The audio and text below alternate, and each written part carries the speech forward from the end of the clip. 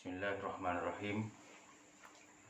Assalamualaikum warahmatullahi wabarakatuh. Alhamdulillahirrabbilalamin. Wassalatu wassalamu ala sayyidil mursalin Sayyidina wa nabiyina Muhammadin wa ala alihi thayyibin at-tahirin wa ashabihil muntajabin al-mayamin, amma ba'du. Yang saya hormati Bapak Kepala SMK Negeri 2 Keraksaan, DRS Haji Sairi, dan segenap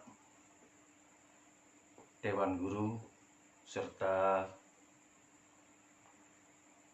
keluarga besar SMK Negeri 2 Keraksaan, dan untuk siswa-siswi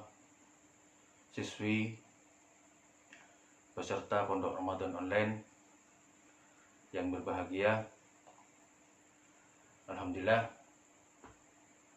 kita sudah menjalankan program Pondok Ramadan Online. Mudah-mudahan acara ini akan berjalan sesuai dengan harapan kita bersama. Siswa-siswi SMK Negeri 2 Keraksaan, sebelum saya masuk ke materi yaitu tentang akhlak dalam Islam, saya ingin menyampaikan sebuah hadis dari Rasulullah SAW. Mudah-mudahan acara ini juga termasuk atau dihitung juga dengan apa yang Rasulullah SAW sabdakan, yaitu dalam sebuah hadis beliau mengatakan, "Ya Aba Dzar, al-julusu sa'atan inda mudaqaratil ilmi ahabbu ilallah min qiraatil Qur'an kulli isna asyara alfa marrah. Alaikum bimudaqaratil ilmi fa inna bil ilmi ta'rifunal halal wal haram." Ini pesan beliau kepada Abu Dzar, salah satu sahabat beliau. Beliau mengatakan, duduk sesaat, artinya saat ini sebentar, inda mudaqaratil ilmi, untuk mencari ilmu, ahabbu ilallah, lebih dicintai oleh Allah, min qiraatil Qur'an kulli, dari membaca Al-Quran secara keseluruhan, artinya 30 juz. Isna asyara alfa marrah, 12.000 kali. Artinya kita menuntut ilmu, duduk di majelis ilmu, saat sebentar saja, itu lebih dicintai oleh Allah dibandingkan dengan membaca Al-Quran, khatam Al-Quran 12.000 kali. Terus beliau melanjutkan, alaikum bimudaqaratil ilmi, hendaklah kalian untuk selalu mencari ilmu, fa inna bil ilmi, karena dengan ilmu, ta'rifunal halal wal haram, karena dengan ilmu itu kalian akan mengetahui yang halal dan yang haram. Terus beliau melanjutkan, ya Aba Dzar, al-julusu sa'atan inda mudaqaratil ilmi khairun laka min ibadati sana siyamu nahariha wa qiyamu lailiha. Wahai Abu Dzar, menuntut ilmu atau belajar ilmu lebih baik daripada ibadah sana 1 tahun, siangnya puasa dan malamnya bangun untuk melaksanakan sholat. Itulah sebagai muqaddimah, artinya bahwa menuntut ilmu, belajar merupakan perbuatan yang sangat mulia. Bahkan melebihi ibadah-ibadah yang lain. Mudah-mudahan walaupun secara online ini, apa yang kita laksanakan saat ini juga dihitung oleh Allah pahalanya sebagai mudzakkaratul ilmi. Lebih-lebih kita melaksanakan program ini atau kegiatan ini di bulan Ramadan, yang mana pahala setiap perbuatan baik yang kita lakukan di bulan Ramadan akan dilipat gandakan oleh Allah. Amin ya rabbal alamin. Selanjutnya,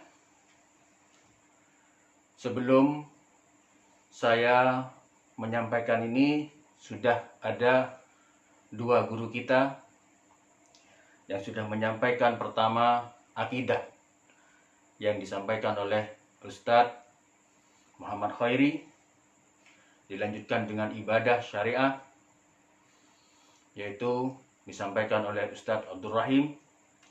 Dan kali ini saya akan menyampaikan materi tentang akhlak. Kalau akidah itu diibaratkan dengan pohon, itu adalah akarnya. Kalau ibadah syariah itu ibarat batangnya, pohonnya, sedangkan akhlak adalah buahnya. Di dalam Islam, akhlak ini mempunyai kedudukan yang sangat tinggi. Bahkan Rasulullah Shallallahu Alaihi Wasallam dalam hadisnya, beliau mengatakan bahwa tujuan diutusnya beliau yaitu untuk menyempurnakan akhlak. Innama bu'istu liutammima makarimal akhlak. Sesungguhnya saya diutus untuk menyempurnakan akhlak. Di sini kita tahu bahwa dengan demikian akhlak merupakan hal yang sangat penting dalam Islam, sehingga Rasulullah Shallallahu Alaihi Wasallam diutus untuk menyempurnakan akhlak tersebut.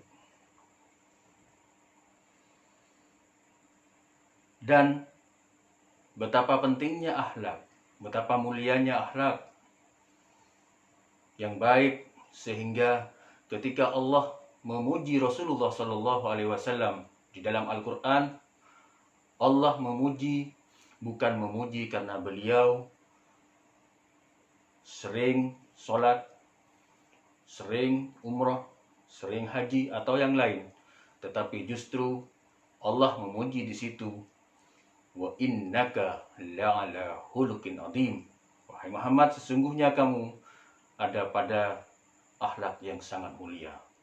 Itulah beberapa hal yang menunjukkan bahwa akhlak ini merupakan suatu yang sangat penting. Bahkan Rasulullah Shallallahu Alaihi Wasallam mengatakan, Inna man ahabbukum ilayya wa aqrabikum minni majlisan yaumal qiyamah ahasinukum akhlaqa.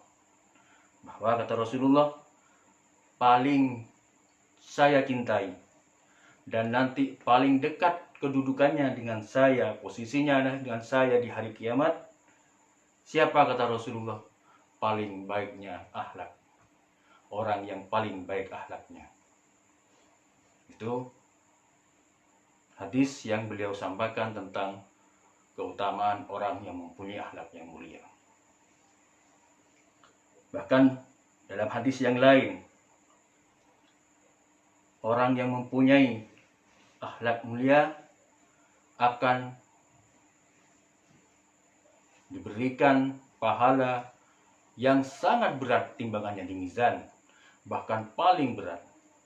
Ketika beliau mengatakan, ma min syai'in fil mizan asqalu min husnil khuluq. Tidak ada timbangan di mizan itu yang lebih berat timbangannya daripada akhlak yang baik. Itu beberapa contoh tentang akhlak yang baik, keutamaan-keutamaannya sebagaimana dalam Al-Quran dan juga di hadis-hadis Rasulullah SAW. Untuk selanjutnya, apa arti akhlak tersebut? Menurut bahasa, akhlak ini berasal dari kata al-khuluq. Bisa diartikan sebagai perangai, tabiat, budi pekerti, atau sifat seseorang. Itu menurut bahasa. Jadi akhlak ini berasal dari kata al-khuluq, yang berarti perangai, tabiat, budi pekerti, atau sifat seseorang. Sedangkan menurut bahasa, yaitu sifat atau perangai yang telah melekat pada seseorang yang akan tercermin dalam perilaku mereka. Jadi perangai atau sifat yang ada pada diri manusia dan akan tercermin nanti dalam perilakunya. Akhlak ini ada dua. Pembagian akhlak ada dua. Yang pertama disebut dengan al-akhlak al-mahmud. Akhlak yang terpuji. Dan al-akhlak al-madmumah, yaitu yang tercela. Akhlak yang terpuji banyak contohnya. Kejujuran, kedermawanan, rendah hati, bijaksana, adil, gemar membantu orang lain, menghormati orang lain. Itu contoh-contoh akhlak yang terpuji. Sedangkan akhlak yang tercela seperti iri, dengki, ujub, hasud, fitnah, takabur, sombong, itu merupakan contoh-contoh akhlak yang tercela. Selanjutnya, bagaimana kita berusaha untuk agar kita bisa mencapai akhlak-akhlak yang terpuji tersebut. Ada beberapa hal atau kiat-kiat yang bisa kita usahakan agar kita bisa mempunyai perangai-perangai yang indah sehingga kita bisa menjadi orang yang dicintai oleh Rasulullah SAW, yaitu dengan mempraktekkan akhlak-akhlak beliau yang indah. Karena ketika Rasulullah SAW ditanya tentang perilaku beliau, ditanyakan kepada istri beliau bagaimana akhlaknya Rasulullah. Siti Aisyah itu yang ditanya, beliau menjawab, karena khuluquhul Quran, yaitu akhlak beliau adalah Al-Quran. Sehingga ada yang mengatakan bahwa Ar-Rasul Sallallahu Alaihi Wasallam, Nabi Muhammad Sallallahu Alaihi Wasallam ini adalah Al-Quran yang berjalan. Sekarang bagaimana kita agar kita bisa berakhlak minimal menyentuh beliau walaupun tidak akan sampai 100%, hanya mungkin sekian persen dari perilaku beliau. Karena beliau sudah, sebagaimana yang disampaikan Al-Quran tadi, sudah mencapai pada ketinggian akhlak yang sempurna. Untuk usaha agar kita bisa mendapatkan akhlak atau mempunyai akhlak yang mulia, pertama, mujahadatun nafs. Kita harus usaha. Kita benar-benar usaha untuk berakhlak mulia ini. Artinya, akhlak ini tidak serta-merta Allah berikan kepada kita, tetapi harus kita usahakan. Ketika kita ada terbersit perasaan tinggi hati, merendahkan orang lain dengan kesombongan kita, baik harta atau jabatan yang kita punya, maka saat itu kita harus mujahadah, kita harus berusaha, sehingga kita akan merendahkan ego kita, sehingga kita bisa rendah diri dan tidak takabur, tidak sombong pada orang lain, tidak merendahkan orang lain. Itu usaha yang harus kita lakukan. Jadi akhlak ini jangan dianggap merupakan sesuatu yang cuma-cuma yang Allah berikan pada kita, tapi kita harus berusaha. Nilai-nilai kebaikan, nilai-nilai yang ada pada seorang tentang kebaikan-kebaikan perilaku harus kita usahakan untuk kita lakukan agar akan nanti menjadi perangai kita. Yang kedua, muhasabatun nafsi. Kita muhasabah. Kita lihat ketika kita bergaul dengan orang lain, mungkin kita akan melihat di sana ada perbuatan-perbuatan yang kurang baik, perangai-perangai yang kurang baik. Maka kita dengan hisab diri kita, apakah kita juga mempunyai sifat yang sama dengan orang-orang tersebut. Ketika kita mempunyai sifat yang sama dengan orang tersebut, dan kita tidak senang dengan hal tersebut, kita usaha untuk menghilangkan sifat-sifat yang tidak kita sukai itu. Atau sebaliknya, ketika kita melihat ada orang yang indah perilakunya, indah perangainya, maka kita berusaha untuk menanamkan nilai-nilai keindahan itu pada diri kita, sehingga kita bisa mengikuti atau mempunyai perangai-perangai yang sama. Oleh karena itu, tidak salah ketika Allah mengatakan, laqad kana lakum fi rasulillahi uswatun hasanah. Sudah ada pada kalian, diri kalian, yaitu Rasul sebagai uswah, sebagai suri tauladan. Sehingga kalau kita ingin melihat manusia paripurna yang sangat sempurna, perilakunya, semuanya, maka kita melihat Rasulullah. Ketika kita melihat Rasulullah, apa yang indah pada dari Rasulullah, kita berusaha untuk mengikuti beliau. Untuk bagaimana menanamkan nilai-nilai keindahan yang ada pada beliau, perilaku-perilaku beliau juga ada pada diri kita. Itu yang kedua. Yang ketiga, kita lihat dampak dari perilaku tercela ataupun juga efek positif yang ada pada perilaku-perilaku yang terpuji. Seorang yang mempunyai akhlak terpuji akan sangat dihormati di dalam masyarakat, akan mendapatkan manfaat-manfaat yang bagus, yang indah dalam masyarakat. Itu di dunia. Sebelum kita bicara di akhirat. Jadi seorang bagaimana ketika melihat efek positif dan efek negatif seorang yang mempunyai akhlak atau perilaku akhlak yang indah, bagaimana efek positifnya atau dampak positifnya, dan bagaimana juga dampak negatifnya ketika seorang itu mempunyai akhlak yang tercela. Kalau kita juga melihat kembali kepada Rasulullah lagi sebagai prototipe, contoh ideal kita, bagaimana Rasulullah Shallallahu Alaihi Wasallam dalam masyarakat, sehingga beliau dipercaya bukan hanya umat Islam, kafir Quraisy pun saat itu mempercayai beliau dan menjuluki beliau dengan Al-Amin, yaitu orang yang dapat dipercaya. Sehingga dengan demikian semua masyarakat saat itu mempercayai kepada Rasulullah Shallallahu Alaihi Wasallam. Ini merupakan usaha kita, bagaimana kita agar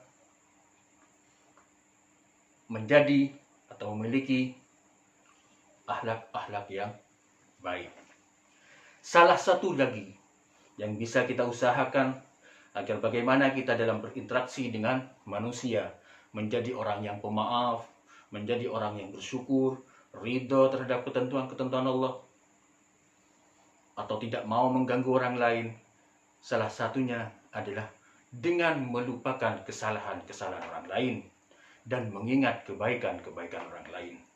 Dengan demikian kita akan berperilaku indah di semua orang, baik itu orang yang menyakiti kita atau orang yang baik atau berperilaku yang indah pada kita.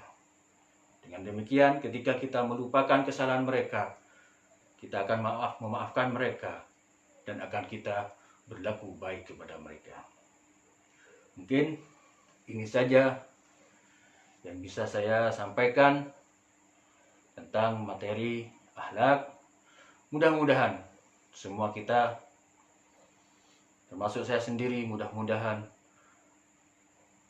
diberi kekuatan oleh Allah untuk mempraktekkan nilai-nilai indah, akhlak-akhlak indah sebagaimana yang pernah yang sudah dipraktekkan oleh Rasulullah SAW dan mampu juga untuk menghindari akhlak-akhlak tercela. Sehingga dengan demikian kita akan mendapatkan keridhaan Allah dan posisi yang sangat tinggi kelak ketika kita di mahsyar dikumpulkan, kita akan mendapatkan posisi yang tinggi, karena itulah apa yang pernah dikatakan oleh Rasulullah SAW. Mungkin ini saja dengan keterbatasan media selama pelaksanaan Pondok Ramadan online di masa pandemi ini. Mudah-mudahan kita dijauhkan semua oleh Allah Subhanahu wa Ta'ala, dijaga oleh Allah sehingga tidak terpapar virus ini, dan kepada saudara-saudara kita yang sudah terpapar, mudah-mudahan oleh Allah diberikan kesembuhan secepatnya. Amin ya rabbal alamin. Mungkin ini saja. Hadana wa yakum. Assalamualaikum warahmatullahi wabarakatuh.